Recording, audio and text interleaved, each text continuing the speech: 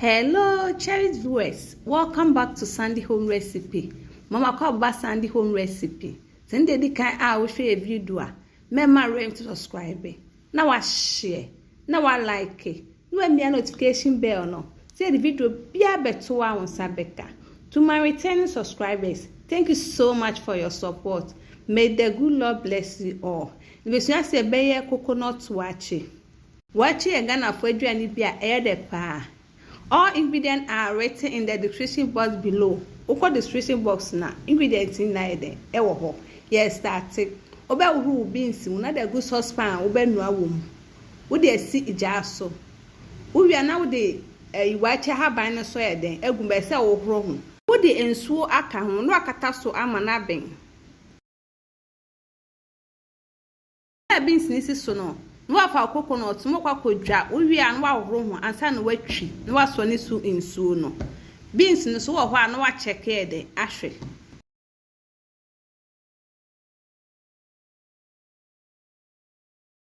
we ye emuna ebe yusu no be kwa ko horo ho ana we su ye coconut milk no eno so de be si nchen wo ko hwe se beans ne ayeme kakra na wo de emuna wo horo ho no abegu mu ba se wi haban ni free mu ansa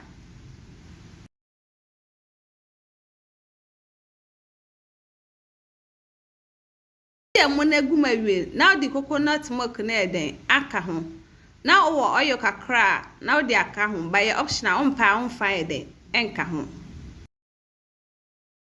wo de enchin aka ho wanu ni nyina na wakata so ama na to ne bo aben ba ese eja no lo no na wo ho so na wahwe no wanu mu se de ase e de enhye na ni nyina so be bempe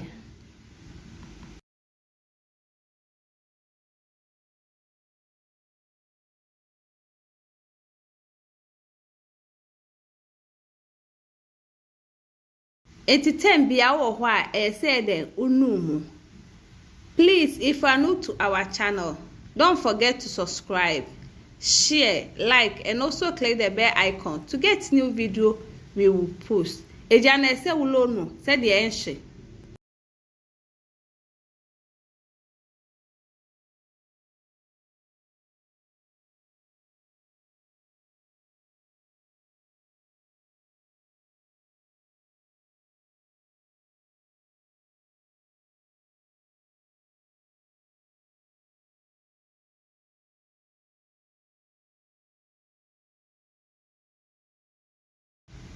Aha no akakra na aben.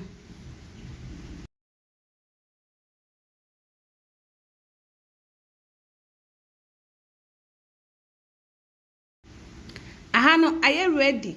Na watwe, na wakwa serve.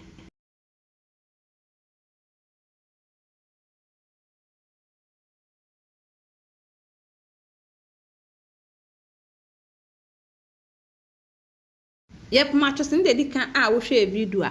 Remember rave to subscribe. Now I share. Now I like it. When me notification bell no. Say the video bia beto a wasabeka. Me na me tasty no. It tastes really nice. You will love it if you give it a try.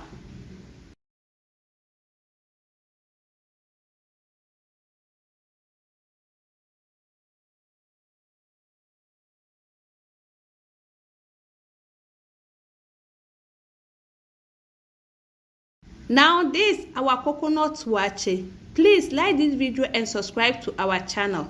Thank you so much for watching.